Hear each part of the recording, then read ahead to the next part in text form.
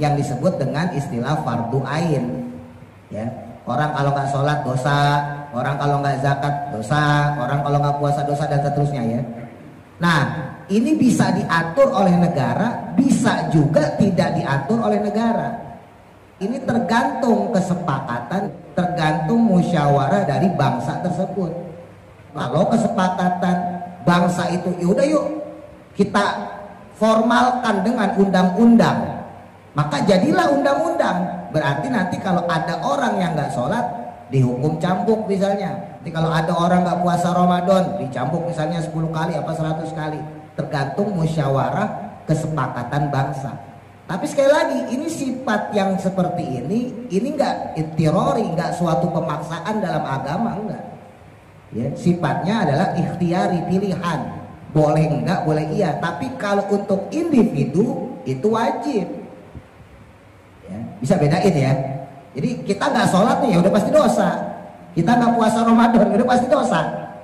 Tapi apakah itu diwujudkan hukumnya lewat hukum tata negara? Itu dikembalikan kepada negara masing-masing, dikembalikan kepada wilayah masing-masing.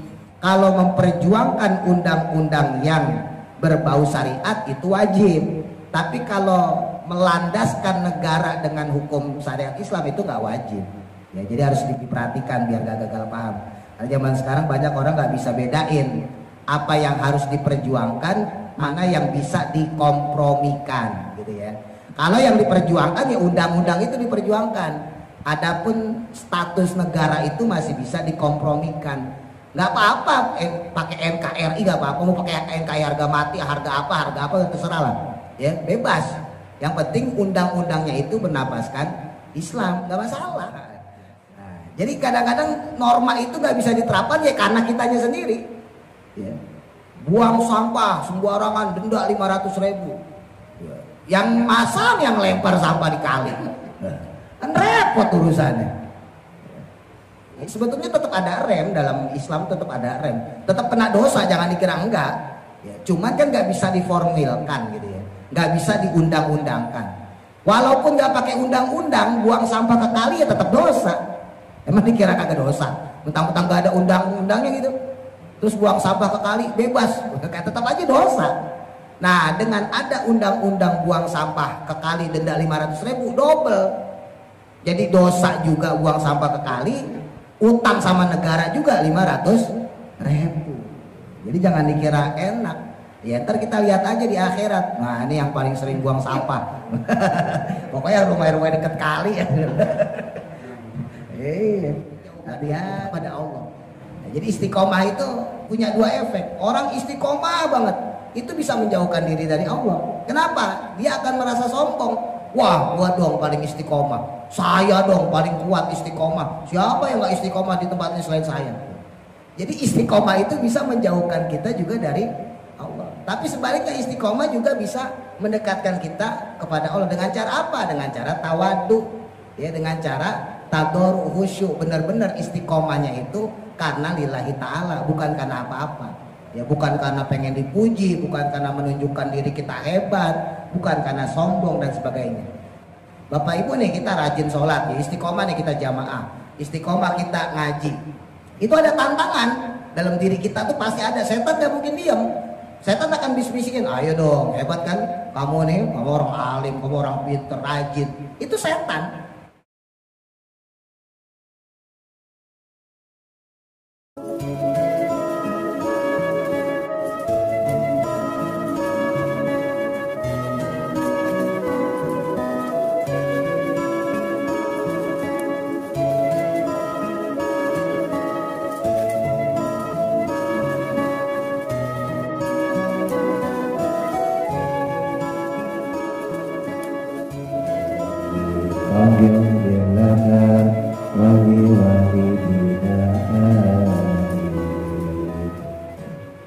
Melanjutkan kembali masih pada surah Al-Baqarah ayat selanjutnya 256.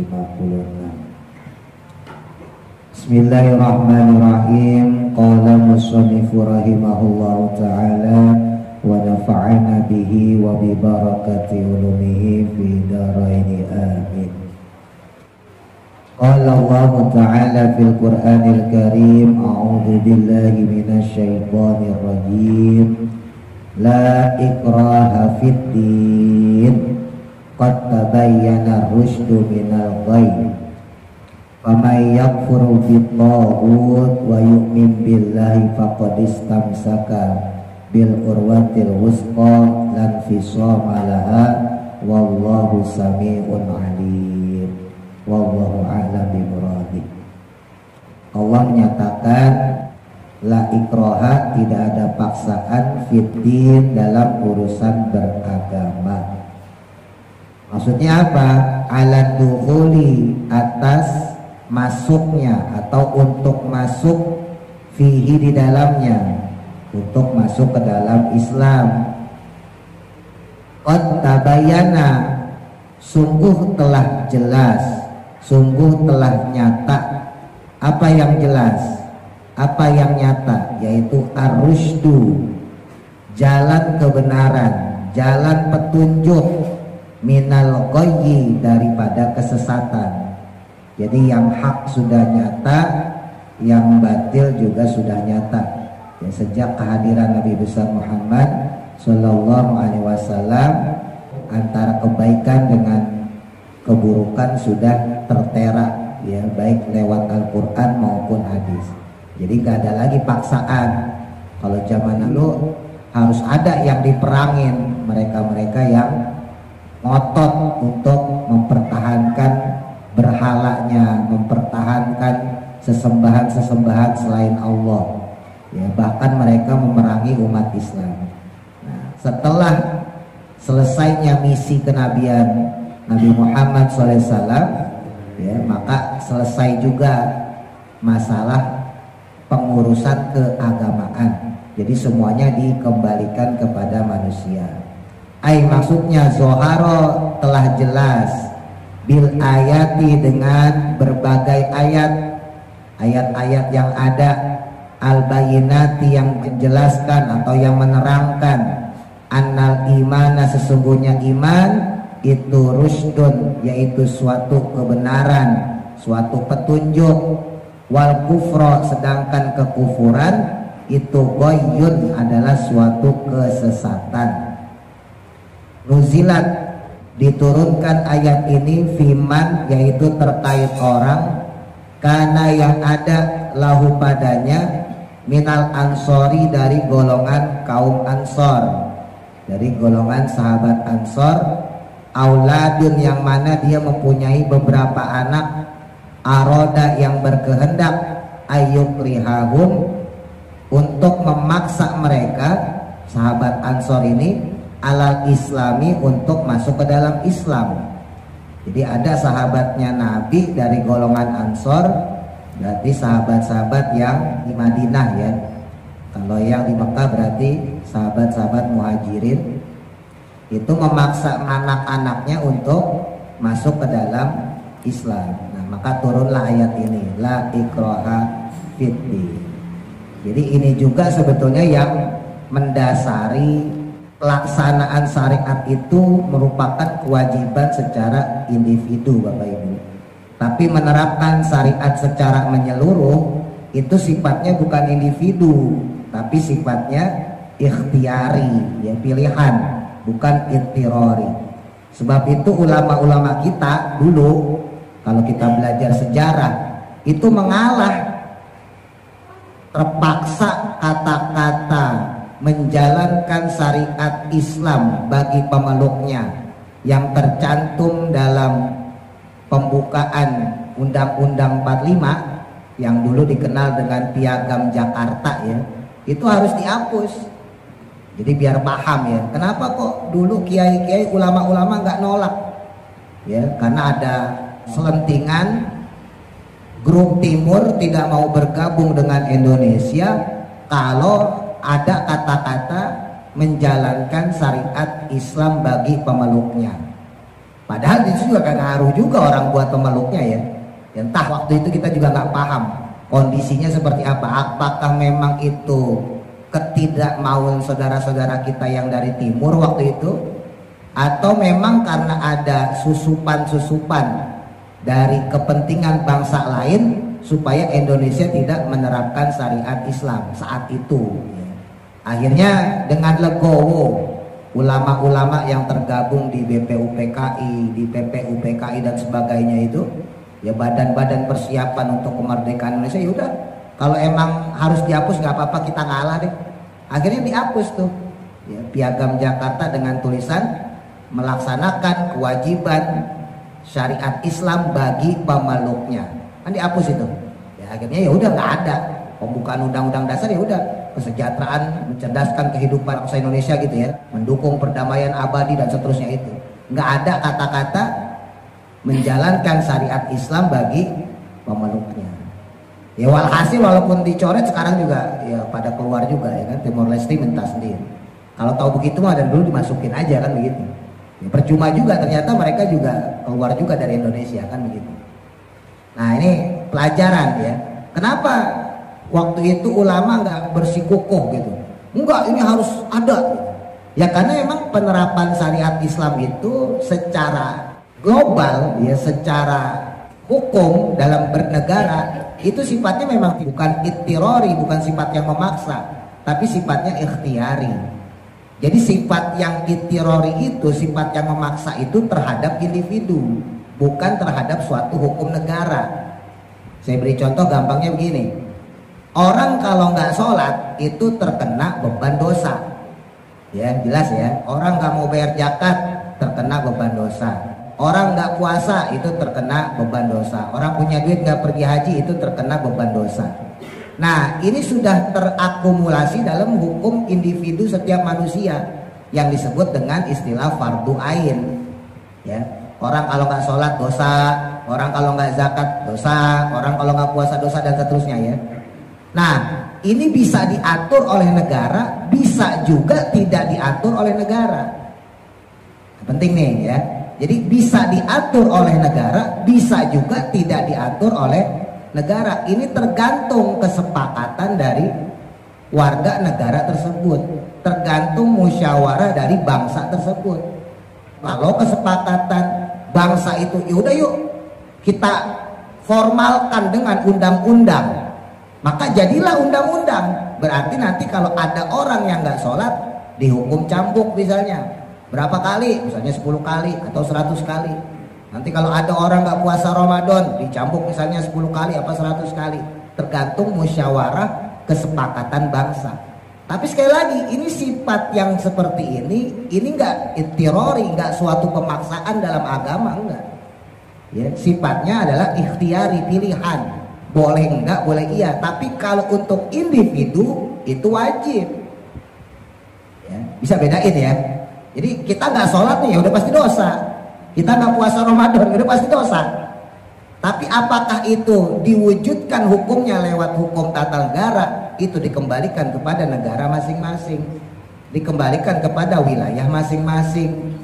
Ya, sebetulnya kalau kita bicara secara hukum keagamaan, Bapak Ibu misalnya mencermati berbagai undang-undang, apalagi sekarang peraturan-peraturan daerah, itu banyak yang sudah mengadopsi hukum Islam.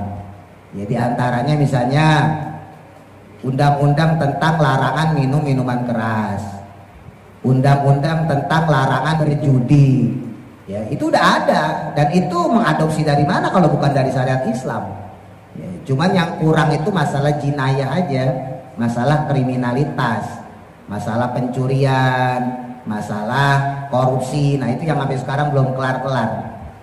Tapi kalau yang lain-lain, saya bolak-balik cerita, berhubung founding father kita, pendiri bangsa kita dulunya mayoritas orang Islam dan bukan orang Islam sembarangan, kiai-kiai, ulama-ulama, habaib-habaib yang penuh ilmu dan penuh kebijakan, dia tentunya merumuskan undang-undang itu juga sembarangan. Ya jelas orang Pancasila yang pertama aja ketuhanan yang Maha Esa. Di pasal 27, pasal 28 dan sebagainya, terus ya orang miskin dipelihara negara, anak pelantar dipelihara negara dan sebagainya. Ya, setiap warga negara dibebaskan untuk menjalankan agama sesuai yang diyakininya dan sebagainya. Itu dari mana kalau bukan dari syariat Islam? Jadi pembesar-pembesar kita zaman dulu pun udah tahu gitu. Dan memang secara agama sendiri, ya, la ikraha fiddin, tidak ada paksaan dalam urusan beragama. Ya. Yang ada itu adalah secara individu. Kita dipaksa sama Allah untuk sholat pribadi kita. Nah, itu nanti akan jadi beban masing-masing individu untuk melatih bawahannya, misalnya orang tua kepada anaknya misalnya, atau misalnya seorang kakek nenek kepada cucunya. Nah, itu nanti ada beban moral, tapi tetap aja la ikraha fiddin, nggak ada paksaan dalam beragama. Ya, misalnya ada anak nggak sholat, ya, Nabi memerintahkan muru auladakum bis sholat bisa sinin, perintahkan anakmu untuk sholat ketika dia sudah berusia 7 tahun. Wadribu, dan silahkan pukul dia. Ya, tapi pukulnya bukan pukul melukai, pukul untuk mengancam doang, ya, supaya dia mau menjalankan sholat. Ya. Wadribu, dan boleh kamu pukul dia fi asli sinin, kalau dia sudah berumur 10 tahun, dia masih gak mau menjalani sholat juga, silahkan dipukul. Nah, ini beban moral kepada seorang bapak, seorang ibu, ya, dalam hal ini kepada anak secara individu. Adapun nanti masalah keputusan negara ya tergantung wilayahnya. Apakah menganut sistem Islam, misalnya nanti kalau bapak ibunya punya anaknya nggak sholat, bapak ibunya dihukum. Nah, ini nanti dikembalikan. Tapi secara syariat sendiri itu bukan suatu kewajiban. Ya, ingat-ingat ya. Jadi suatu syariat itu bukan kewajiban dinormalisasikan secara undang-undang. Yang wajib itu adalah per individu. Kalau kita sebagai orang tua, kalau kita punya tanggungan anak, ya berarti anak itu juga bagian individu kita. Kalau kita sebagai kakek nenek, kita punya cucu, berarti cucu itu juga bagian tanggungan individu kita. Jadi jangan diartikan individu itu satu orang, bukan. Kita punya naungan berapa orang di bawah kita, ibaratnya gitu. Kalau kita punya anak 5, ya berarti anak-anak kita semuanya itu tanggungan kita semua. Sampai kapan? Sampai dia mukallaf, sampai dia udah balik, sampai dia tamyiz, sampai dia sudah mengerti mana yang baik dan buruk. Ya, ketika dia sudah sempurna akalnya, cara berpikirnya, maka terlepaslah beban itu dari kita. Nanti begitu seterusnya, si anak akan nanggung beban ketika dia punya anak juga. Nah, anaknya lagi punya anak lagi, beban lagi, gitu dan seterusnya. Jadi hukumnya secara individu. Makanya dijelaskan oleh Allah la ikraha fiddin. Makanya nggak bisa disebut orang yang tidak menjalankan syariat Islam, pemerintah yang tidak mau menjalankan syariat Islam, atau penguasa yang tidak mau menjalankan syariat Islam disebut togut, nggak bisa. Kenapa? Karena togut itu sendiri dalam agama itu adalah setan yang menjadi berhalanya orang-orang kafir. Bukan dalam bentuk, dalam artian togut yang seperti kebanyakan orang pikir, bahwa mereka-mereka yang tidak mau melakukan syariat Islam. Ya. Jadi togut itu bukan orang yang tidak mau melaksanakan syariat Islam, bukan penguasa yang tidak mau melakukan syariat Islam, bukan pemerintah yang tidak mau melakukan syariat Islam, bukan. Togut itu simpel, setan tuh. Togut itu setan atau berhala yang disembah, yang didewa-dewakan oleh orang kafir. Nah, dijelaskan ya. Nah, maka disebutin di sini. Faman, dan siapa orang yakfur yang dia mengingkari bitogut. Nah, pada togutnya maknanya apa togut di sini? Asyaiton, setan. Ya, jadi diingat-ingat togut itu bukan pemerintah maknanya, bukan pejabat yang tidak mau syariat Islam, bukan. Maknanya togut adalah asyaiton, awil asnami, atau asnam, berhala yang disembah. Wahwa, adapun lafaz tersebut yutlaku, dimutlakan, diucapkan alal mufradi, dengan bentuk mufrad, wal jam'i, dan bentuk jamak. Maksudnya dalam bentuk jamak ataupun mufrad sama. Togut ya togut ya. Kalau asnam itu ada mufradnya, kata tunggalnya sonam. Sonam itu berhala. Kalau asnam berhala. Tapi kalau togut ya sama, mau satu ya kata tunggal, mau jamak sama, bahasa Arabnya togut. Nah, orang-orang yang dia itu mengingkari togut, berarti dia tidak mau mengikuti setan, nggak mau mengikuti berhala, ya, nggak mau mengikuti ajaran-ajaran yang sesat. Wa yu'min, dan dia beriman billahi kepada Allah. Faqadis tamsaka, maka sungguh dia telah memegang teguh. Tamassaka maksudnya berpegangan dengan erat, bil urwati dengan tali, al wusqa yang kuat atau yang kokoh. Maksudnya adalah bil aqdi dengan ikatan, al muhkami yang dikokohkan. Ya tidak lain dan tidak bukan adalah talinya agama Allah Subhanahu wa taala, yaitu dinul Islam. Lan fisoma, yang mana tidak akan terputus, inqito'a maksudnya tidak akan terputus laha baginya. Wallahu, adapun Allah itu sami'un, zat yang maha mendengar, lima kepada perkara, yuqalu yang diucapkan, alimun dan juga ya, zat yang maha mengetahui, bima dengan perkara, yaf'alu yang dikerjakan. Nah, jadi jelas ya, supaya nggak gagal paham. Kenapa sih kita nggak melakukan syariat Islam aja gitu ya? Karena memang secara hukum siasah ahlus sunnah wal jamaah tidak ada kewajiban negara itu bersyariatkan Islam. Kalau memperjuangkan undang-undang yang berbau syariat itu wajib, tapi kalau melandaskan negara dengan hukum syariat Islam itu nggak wajib. Ya, jadi harus diperhatikan biar gak gagal paham. Nah, zaman sekarang banyak orang nggak bisa bedain apa yang harus diperjuangkan, mana yang bisa dikompromikan, gitu ya. Kalau yang diperjuangkan ya undang-undang itu diperjuangkan. Adapun status negara itu masih bisa dikompromikan. Nggak apa-apa pakai NKRI, nggak apa-apa, mau pakai NKRI harga mati, harga apa terserah lah. Ya, bebas. Yang penting undang-undangnya itu bernapaskan Islam, nggak masalah. Ya. Jadi kita juga jangan terbuai juga ya dengan orang-orang yang memperjuangkan syariat, ya, tapi nyatanya ketika digodok di DPR misalnya gitu ya, digodok di parlemen, ternyata nggak berhasil. Kenapa nggak berhasil ya? Kadang-kadang kitanya sendiri nggak mendukung, ya, kitanya sendiri kadang-kadang tidak mendukung. Contoh deh misalnya bulan puasa Ramadan, banyak loh wacana-wacana itu supaya pedagang itu mulai buka itu jam 4, setengah 5. Itu banyak sebetulnya, cuman pemerintah daerah misalnya kayak DKI kita ya, itu nggak berani nertipin. Kenapa? Karena banyak orang udah mulai jualan jam 2 siang. Nah pertanyaannya kan, kenapa mereka dagang jam 2 siang? Lah karena kita udah mulai nyari dari jam 2 siang. Jadi kitanya sendiri nggak mendukung ya, kitanya sendiri nggak mendukung untuk pelaksanaan syariat itu sendiri. Padahal itu nanti lebih jauh lagi Bapak Ibu. Nanti kan ada pelarangan minuman keras di bulan Ramadan, ya, penutupan bar, diskotik dan sebagainya di bulan Ramadan. Itu imbasnya ke situ. Diambil dari yang kecil dulu. Ya. Ini kita ambil contoh yang gampang aja itu tadi ya, pas Ramadan. Seandainya orang kompak gitu bukanya jam 4. Ya, warung-warung dadakan kan banyak tuh. Ya cobalah bukanya jam 4, setengah 5. Nah, insya Allah ntar, oh ini berarti mulai tertib nih. Nanti akan dinaikin kan. Nanti akan ada larangan begini, larangan begitu. Agak sulit untuk naikin larangan misalnya tadi buka jam malam misalnya kayak bar, diskotik dan sebagainya. Kalau kitanya sendiri masih ngedukung untuk melakukan itu. Kalau kitanya tertib misalnya gitu. Oh iya bener. Berarti kita mulai belanjanya, nyari bukaannya apa namanya itu? Nyari takjilnya jam setengah 5 gitu ya, jam 4. Nah, coba kompak. Nah, enggak nih kadang-kadang jam 2 masih siang udah nyari bukaan. Ya. Asar belum udah nyari bukaan.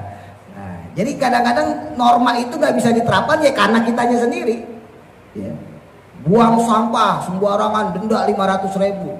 Ya. Yang masang yang lempar sampah di kali. Nah, kan repot urusannya. Ya itu makanya ya agak susah. Tapi sebetulnya tetap ada rem dalam Islam, tetap ada rem. Tetap kena dosa, jangan dikira enggak. Ya, cuman kan nggak bisa diformilkan gitu ya. Nggak bisa diundang-undangkan. Walaupun nggak pakai undang-undang, buang sampah ke kali ya tetap dosa. Emang dikira kagak dosa? Mentang-mentang nggak ada undang-undangnya gitu, terus buang sampah ke kali bebas, tetap aja dosa. Nah dengan ada undang-undang buang sampah ke kali denda 500.000 double. Jadi dosa juga buang sampah ke kali, utang sama negara juga 500.000. Jadi jangan dikira enak. Ya ntar kita lihat aja di akhirat. Nah ini yang paling sering buang sampah. Pokoknya rumah-rumah dekat kali ya. Hati-hati ya. Ya lumayan seplastik loh. Itu setahun berapa plastik itu? Titik. Ya, jadi biar gak gagal paham. Jadi la ikraha fiddin, tidak ada paksaan dalam beragama. Tapi kalau buat keluarga ya tadi ya bedain loh. Kalau buat keluarga ada beban, kita punya anak, punya istri, bapak-bapak yang punya istri, ibu-ibu yang punya suami ya tetap disuruh sholat, suruh ngaji, itu mah beda. Ini secara hukum ketatanegaraan. Allahu adapun Allah itu waliyun, ya melindungi, nasirun, dimakna nasirun ya menolong, alladzina akan orang-orang amanu yang beriman, yukhrijuhum yang mengeluarkan mereka minaz zulumati dari perbuatan yang zalim atau perbuatan yang aniaya, bisa juga dimaknai dari kegelapan. Allah mengeluarkan manusia dari kegelapan, ail kufri maksudnya dari kekufuran, ilan nuri kepada cahaya yang terang benderang, al imani maksudnya yaitu iman. Allah lah yang mengirimkan manusia ya mengubah hatinya itu ya, merubah kolbunya dari yang gelap ya, dari yang kufur, dari yang jelek ya menjadi hati yang terang benderang, hati yang penuh keimanan. Waladina dan sedangkan orang-orang kafaru yang dia kufur, dia mengingkari, auliyauhum akan pelindung-pelindung mereka, yaitu at-togut ya setan tadi itu, yukhrijunahum maka mengeluarkan mereka minan nuri dari cahaya ila zulumat kepada kegelapan. Nah, sebaliknya bagi mereka-mereka yang percaya kepada togut-togutnya, kepada setan-setannya yang disembah, yang didewa-dewakan, maka justru togut itulah yang akan mengeluarkan mereka dari cahaya justru menuju kegelapan. Zikrul ikhraji adapun penyebutan lafaz ikhraj tadi ya, pengeluaran diambil dari kata kharaja, keluar, imma ada kalanya fi muqabalati qaulihi dalam perbandingannya ucapannya Allah Subhanahu wa taala lafaz yukhrijuhum minaz zulumat. Jadi untuk membandingkan lafaz yang pertama dengan lafaz yang kedua. Jadi Allah membebaskan dari yang gelap menuju cahaya, sedangkan togut itu membalikkan orang yang dari cahaya menuju kegelapan, maksudnya begitu. Jadi ada perbandingan. Au fi kulli man atau terkait pada setiap orang amanah yang dia beriman bin nabi kepada Nabi Muhammad sallallahu alaihi wasallam qabla bi'tsatihi sebelum pengutusannya minal Yahudi berupa kaum Yahudi ya, summa kafaro kemudian dia kufur, dia ingkar bihi dengannya. Ada juga pendapat lain mengatakan yaitu mereka-mereka yang dulunya sudah beriman pada Nabi Muhammad, tapi ketika dia mengenal Nabi Muhammad lebih dekat, justru mereka ini menjauhi Nabi Muhammad sallallahu alaihi wasallam. Ulaika adapun mereka-mereka ini yang menjauhi diri dari kebenaran, dalam hal ini kepada Nabi Muhammad SAW secara khusus, secara umum ya kepada agama Islam, maka itu ashabun nar, mereka adalah penghuni-penghuni neraka. Hum adapun mereka fiha di dalamnya, di dalam neraka itu khaliduna abadi sa'lawase. Dia masuk neraka selama-lamanya, artinya gak bakal diangkut, bukan istilah mampir, jadi di nerakanya selama-lamanya. Jadi banyak di zaman Nabi itu rahib-rahib Yahudi gitu ya, rahib-rahib Nasrani yang awalnya dia udah percaya sama Nabi Muhammad. Wah, saya di kitab saya tuh ada namanya Muhammad, ada Ahmad, Nabi terakhir.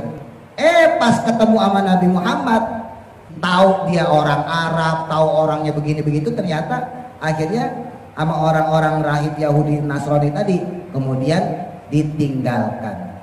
Banyaklah kisah-kisah Nabi Muhammad yang dikhianati ya oleh pemuka-pemuka Yahudi dan Nasrani, khususnya ketika Nabi Muhammad hijrah ke Madinah. Nabi Muhammad itu Bapak Ibu hijrah ke Madinah itu sebetulnya juga atas permintaan orang-orang di Madinah. Jadi orang-orang di Madinah ini juga udah banyak yang Islam ya. Termasuk pemuka-pemuka Yahudi Nasrani yang juga ikut pengen tahu Muhammad itu seperti apa sih. Akhirnya mereka sepakat untuk mengajak Nabi Muhammad pindah dari kota Mekah ke kota Madinah. Yang mana saat itu Nabi Muhammad di kota Mekah itu semakin terintimidasi karena wafatnya satu Sayyidah Khadijah istri beliau, yang kedua yaitu Abu Thalib paman beliau. Jadi di tahun 13 kenabian ya, Nabi Muhammad di tahun 13 menjadi nabi, berarti usia 53 tahun, itu intimidasi orang kafir makin gencar. Orang-orang Islam itu makin dianiaya lah, sampai nggak kuat, sampai mereka mengadu pada Nabi. Akhirnya Nabi Muhammad SAW, yaudah yuk kita hijrah. Nah kebetulan ada orang-orang dari Madinah yang kumpul di Aqobah, yang kemudian dibaiat di situ. Baik, saya akan pindah ke Madinah, tapi dengan catatan kamu mau melindungi saya dan umat saya yang berada di kota Mekah. Ya, saya mau ya Rasul. Akhirnya Nabi Muhammad SAW dengan para sahabatnya mulai hijrah ya, berangkat kemudian ke Madinah, berangsur-angsur pelan-pelan mereka berangkat.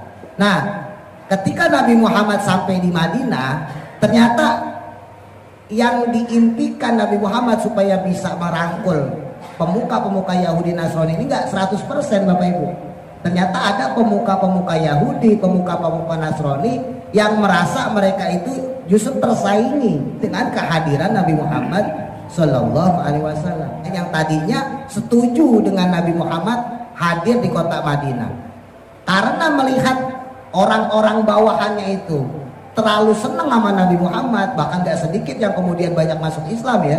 Akhirnya pemuka-pemuka Yahudi Nasrani ini, rahib-rahib ini malah memusuhi Nabi Muhammad Sallallahu Alaihi Wasallam. Nah ini yang disebut dengan minal nuri ila zulumat. Yang tadinya dia sudah dapat cahaya, dapat kebenaran, dapat kebaikan, pas sudah berada di hadapan kebaikan itu malah dia berpaling. Manusia, mohon maaf, kita yang awam-awam seringkali ketika dihadapan dengan kebenaran yang hakiki, kebenaran yang nyata, justru kita berpaling. Biasanya apa? Biasanya ego. Ya sama tuh kayak pemuka-pemuka Yahudi Nasrani. Kenapa mereka berpaling dari Nabi Muhammad? Jalan sendiri aja, gak usah pakai Muhammad-Muhammadan. Saya juga bisa ngurus Madinah dari dulu. Kenapa? Karena egonya. Ya, karena merasa dirinya sudah mampu, karena merasa dirinya sudah lebih pinter daripada Nabi Muhammad, merasa dirinya piawai dari Nabi Muhammad. Padahal kitabnya sendiri, Taurat mereka, Zabur mereka, Injil mereka, itu menandakan, menuliskan bahwa Nabi terakhir itu Nabi Muhammad SAW, dan cirinya itu jelas ya, disebutkan dalam Quran. Mereka orang-orang kafir mengetahui Nabi Muhammad kama ya'rifuna abna'ahum, sebagaimana mereka mengetahui anak-anak mereka sendiri. Jadi saking jelasnya, saking detailnya ciri-ciri kenabian Nabi besar Muhammad SAW, itu orang-orang kafir itu bisa tahu bagaimana ciri fisiknya Nabi Muhammad, ciri sifatnya Nabi Muhammad, karakternya Nabi Muhammad. Makanya ketika hadir di hadapan mereka, nggak mungkin enggak, pasti ini orangnya. Nah timbul pertanyaan, kenapa mereka nggak mau mengikuti Nabi? Karena adanya keangkuhan, nggak mau disaingin gitu ya. Jadi mereka pengen dirinya tetap dihargai di kota Madinah. Sebab kalau Nabi Muhammad diangkat jadi orang penting, ya dulu malah sampai jadi presiden hitungannya. Kalau sekarang kan kota ya. Kalau zaman dulu negara, itu sampai dijadiin presiden Rasulullah. Itu Nabi Muhammad SAW kalau sampai diangkat jadi orang penting, maka mereka tidak akan lagi dipercaya sama orang Madinah, gak dianggap lagi sama orang Madinah. Nah ini pentingnya orang belajar sejarah ya. Jadi ada masa di mana sebetulnya kita juga berhutang budi dengan orang Yahudi Nasrani dalam mempercayakan Madinah kepada Nabi Muhammad SAW. Walaupun di kemudian hari orang-orang Yahudi Nasrani itu membangkang, ya, orang-orang Yahudi Nasrani ini kemudian membelot dari ajaran Nabi Muhammad SAW.